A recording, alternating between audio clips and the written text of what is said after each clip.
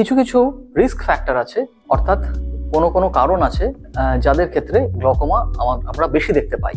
যেমন ধরুন, যদি ফ্যামিলি হিস্ট্রি থাকে, অর্থাৎ বাড়িতে কারোর বাবা মা বা কাকা জ্যাঠা মামা দাদু দিদা এদের কারোর যদি গ্লকোমা থাকে, তাহলে কিন্তু অবশ্যই চক্ষু চিকিৎসককে একবার চোখ পরীক্ষা করিয়ে নেবেন।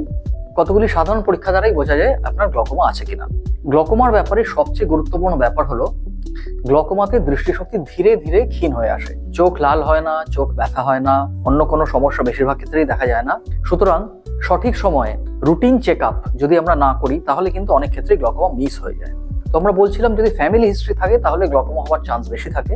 এছাড়াও আরো কতকগুলো কারণ আছে, যেমন ধরুন চোখের খুব হাই মাইনাস পাওয়ার, বা চোখের খুব হাই প্লাস পাওয়ার, বা চোখে যাদের কোনো কারণে আঘাত লেগেছে, যাদের চোখ বারবার লাল হয় অর্থাৎ প্রদাহ হয়, আইরাইটিস আমরা যাকে বলি, যাদের চোখের কোনো অপারেশন আগে হয়ে গেছে, যেমন কর্নিয়া ট্রান্সপ্লান্ট বা রেটিনাল সার্জারি, এমনকি ক্যাটারাক্ট সার্জারি।